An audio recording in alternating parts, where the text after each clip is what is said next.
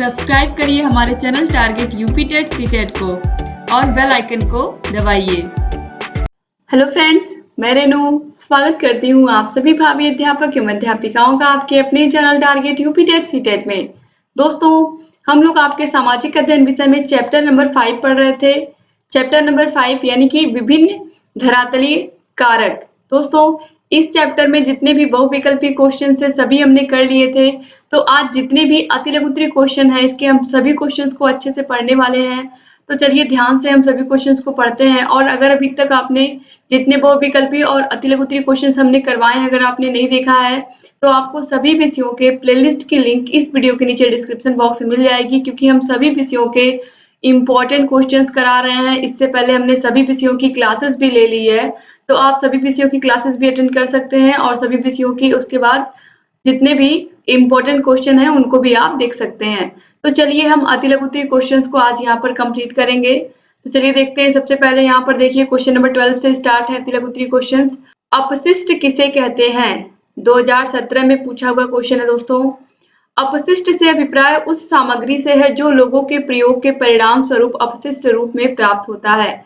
इस अपशिष्ट सामग्री का यदि ठीक प्रकार से निस्तारण नहीं किया जाता है तो पर्यावरण एवं मानव स्वास्थ्य पर उसका बुरा प्रभाव पड़ता है।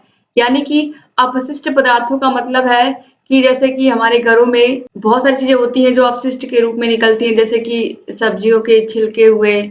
इसके अलावा बहुत सारे लोग पॉलीथीन का प्रयोग करते हैं, तो जो पॉलीथीन होता है उसको भी बाहर ही सब लोग घर के फेंक देते हैं। तो इस तरीके से जो अपशिष्ट पदार्थ होते हैं अगर इनको सही प्रकार से इनका निस्तारण नहीं होता है तो यही चल करके आगे पर्यावरण के लिए एक संकट पैदा करते हैं और मानव स्वास्थ्य के लिए भी एक संकट पैदा करते हैं। तो कहीं ना कहीं इसका दुष्प्रभाव बहुत ही हानिकारक होता है। तो इससे क्या होता है, जैसे अगर आपने सड़क पर फेंक दिया तो कोई जानवर आया, बेजुबान जानवर, उसको खा लिया। खासकर जो पशु घूमते रहते हैं तो इस तरीके से जो खा लेते हैं इसको, उनके पेट में जाता है और उन्हें भी बहुत तरीके की बीमारियां हो जाती हैं। तो ये सब अपशिष्ट जो पदार्थ है इनको सही प्रकार से इनका निस्तारण करना अत्यंत आवश्यक होता है। और इसीलिए नगर पालिका या नगर निगम के कर्मचारियों द्वारा बराबर सभी गलियों की सफाई की जाती है और जो अपशिष्ट पदार्थ होते हैं उनको एक शहर से दूर जा करके एक जगह पर उसको डाला जाता है जहां पर किसी प्रकार से किसी को हानि ना हो। ठीक है, तो इस तरीके से अपशिष्ट पदार्थों का मतलब आप समझ गए होंगे। क्वेश्चन नंबर 13 है अपक्षय क्या है? दोस्तों बहुत ही आसान है। पहाड़ों का या चट्टानों का अपने स्थान पर ही विघटन, यानी कि अपने स्थान पर ही जो टूट करके गिर जाते हैं, कुछ टुकड़े उसके टूट करके गिर जाते हैं शैल के या पहाड़ के, तो उसी घटना को हम कहते हैं अपक्षय। तो यहाँ पर देखिए लिखा हुआ है शैलों का अपने स्थान पर विघटन और वियोजन की क्रिया द्वारा बिखर जाना अपक्षय कहलाता है।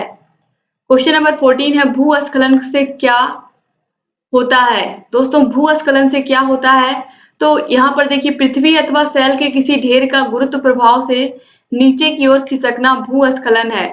इससे प्राकृतिक एवं मानवीय शक्तियों को क्षति पहुंचती है। दोस्तों जब भूस्खलन होता है आप लोगों ने देखा होगा, जो पहाड़ी इलाके हमारे देश के हैं, जो पहाड़ी राज्य हैं जैसे कि उत्तराखंड है, हिमाचल प्रदेश है, इसके अलावा जो भी ऐसे जगहों पर जो भी राज्य हैं जहाँ की जो मिट्टी है वो पथरीली है, वहां पर अक्सर भूस्खलन की घटनाएं होती हैं। खासकर बारिश के मौसम में जो चट्टानें होती हैं वो टूट करके सड़क पर आकर के गिर जाती हैं और सड़क पर लंबा जाम लग जाता है क्योंकि उस मलबे को हटाना पड़ता है। तो इस तरीके से जो भूस्खलन की घटना होती है ये गुरुत्व प्रभाव के कारण ही होती है, क्योंकि पृथ्वी के अंदर एक चुंबकीय शक्ति होती है कि वो सभी चीजों को अपनी तरफ खींचती है। तो कहीं ना कहीं चट्टान के टुकड़े जब टूटते हैं तो आकर के वो नीचे गिरने की कोशिश करेंगे, नीचे आने की कोशिश करते हैं। तो इस तरीके से यहाँ पर ये भूस्खलन की घटना होती है। क्वेश्चन नंबर 15 है लावा क्या है? दोस्तों भूगर्भ की पिघली हुई शैलें लावा या मैग्मा कहलाती हैं। दोस्तों भूगर्भ के नीचे बहुत अधिक गर्मी है और इस गर्मी में जो शैलें होती हैं वो पिघल जाती हैं, वो लिक्विड रूप में रहती हैं, तो इसे ही हम शैल लावा या फिर मैग्मा भी कहते हैं। क्वेश्चन नंबर 16 है हिमानी कितने प्रकार की होती हैं? दोस्तों जो हिमानी होती है वो 3 प्रकार की होती हैं, महाद्वीपीय हिमानी, पर्वतीय हिमानी और घाटी हिमानी। क्वेश्चन नंबर 17 है समुद्री लहरों द्वारा निर्मित किन्हीं 2 स्थलाकृतियों के नाम लिखिए। समुद्र की लहरों से निर्मित जो आकृतियां होती हैं उन्हें हम समुद्र द्वारा निर्मित स्थलाकृतियां कहते हैं, जैसे कि पुलिन और लैगून। क्वेश्चन नंबर 18 है, हिम नदियों के अपरदन से वी आकार की घाटी किस आकार में बदल जाती है? दोस्तों, हिम नदियों के अपरदन से वी आकार की घाटी का आकार परिवर्तित होकर यू आकार की घाटी में हो जाता है। क्वेश्चन नंबर 19 है, आंतरिक शक्ति से आप क्या समझते हैं? दोस्तों, आंतरिक शक्तियां और बाह्य शक्तियां। आंतरिक शक्तियां वो शक्तियां होती हैं जो भूगर्भ के अंदर अचानक से आती हैं और हमें पता भी नहीं चलता है। यहाँ पर आप देखिए, आंतरिक शक्तियों का जन्म भूगर्भ में अचानक से होता है। इनके कारण पृथ्वी पर ज्वालामुखी विस्फोट होता है एवं भूकंप आते हैं। यानी कि जो पृथ्वी की आंतरिक शक्तियां होती हैं, जैसे कि भूकंप हुआ, ज्वालामुखी हुआ, आपको पता नहीं है ये कब आने वाली हैं। ये कभी भी, भूकंप कभी भी आ जाता है, ज्वालामुखी कभी भी फट सकता है, उसमें कभी भी विस्फोट हो सकता है। तो आंतरिक शक्तियां जो होती हैं पृथ्वी की, उन्हें हम देख नहीं पाते हैं कि कब इस तरीके की कभी भी घटना हो सकती है। ठीक है, तो ये जो होती हैं ये शक्तियां, चाहे ज्वालामुखी हो चाहे भूकंप हो, दोनों ही बहुत खतरनाक होती हैं और इनका जो परिणाम होता है वो भी बहुत ही भयानक होता है। आप सभी लोगों को पता है, भूकंप से तो आप सभी लोग वाकिफ ही हैं कि किस तरीके से कितनी ज्यादा जन माल की हानि होती है और कितना अधिक चीजें, सड़कें, जो बिल्डिंग होती हैं वो सब टूट जाती हैं और कितने ज्यादा संसाधनों का नुकसान होता है। तो चाहे ज्वालामुखी हो या भूकंप हो, ये दोनों ही आंतरिक शक्तियां हैं। तो आप याद रखिएगा, पृथ्वी के अंदर जो शक्तियां कार्य करती हैं उन्हें हम आंतरिक शक्तियों के नाम से जानते हैं। क्वेश्चन नंबर 20 है, तल संतुलन के प्रमुख कारकों के नाम बताइए। दोस्तों, तल संतुलन के प्रमुख कारक हैं नदियां, हिम नदियां, पवने एवं लहरें।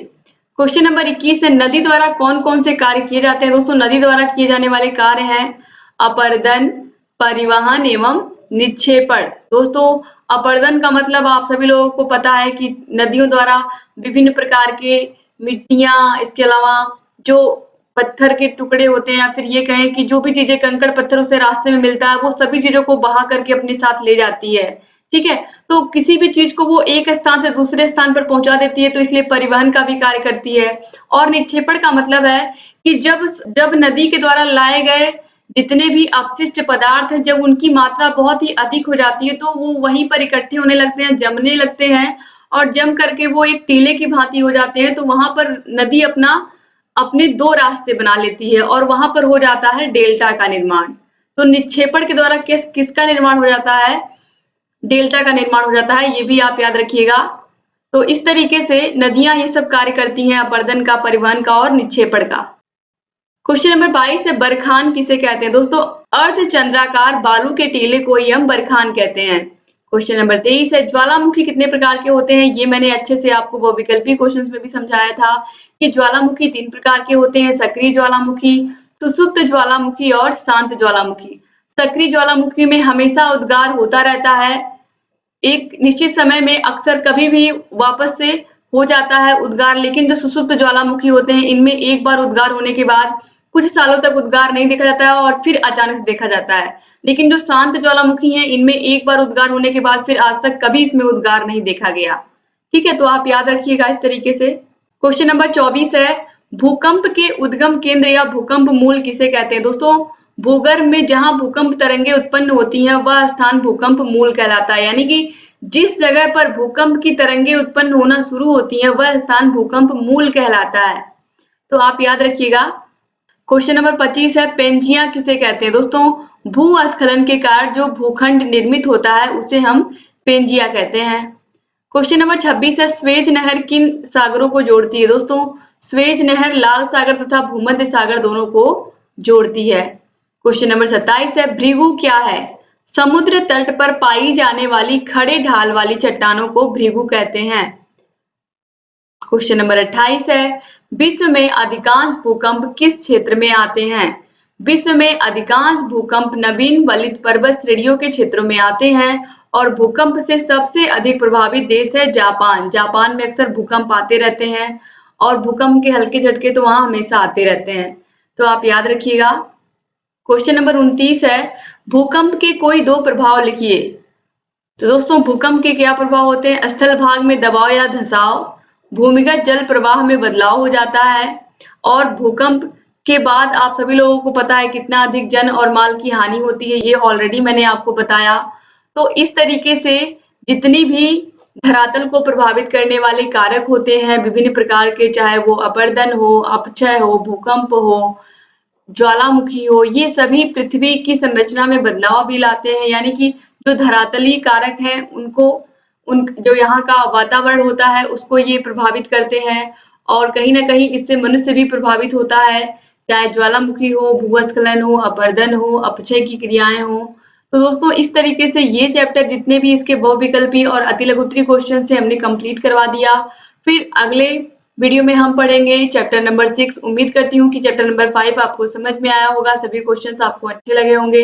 वीडियो अच्छा लगा होगा तो प्लीज वीडियो को लाइक कर दीजिए और आपके जितने भी डाउट्स हैं आप लोग प्लीज दोस्तों कमेंट के माध्यम से हमसे पूछ लिया करिए और जितने क्वेश्चंस आपके सही हों आप लोग प्लीज कमेंट बॉक्स में दोस्तों कमेंट कर दिया करिए। आप लोग के कमेंट्स ही हमें प्रोत्साहित करते हैं और वीडियोस बनाने के लिए आप लोगों के लिए। तो आप जितने ज़्यादा कमेंट करेंगे, जितने अच्छे से कमेंट करेंगे, उतनी ही वीडियोस आपको लगातार हम देते रहेंगे। तो बहुत ज़रूरी है कि आप लोग हमें मोटिवेट करते रहिए अपने लाइक के माध्यम से, कमेंट के माध्यम से और आपके जो भी कॉलेज के ग्रुप हैं जहाँ पर भी आपको लगता है कि आपके दोस्तों को, आपके फ्रेंड्स को भी इस वीडियो की ज़रूरत है, वहाँ पर अपने कॉलेज के ग्रुप में ज़रूर इस वीडियो को शेयर कर दिया करिए ताकि अधिक से अधिक डीएलएड के प्रशिक्षु हमसे जुड़ें और जितने भी हम वीडियोस बनाते हैं, जितने भी वीडियोस हमारे आती हैं वो सभी आपके बहुत काम की होती हैं दोस्तों और बहुत ही मन से हम बनाते हैं। तो प्लीज़ आप लोग वीडियोस को शेयर कर दिया करिए और जिस तरीके से हम लोगों ने हैंड रिटन नोट्स के माध्यम से अपने चैनल पर पढ़ाया है, हाथ से लिख करके आप लोग को समझाया है, इस तरीके से आपको पूरे यूट्यूब पर किसी भी चैनल पर आपको कंटेंट नहीं मिलने वाला है।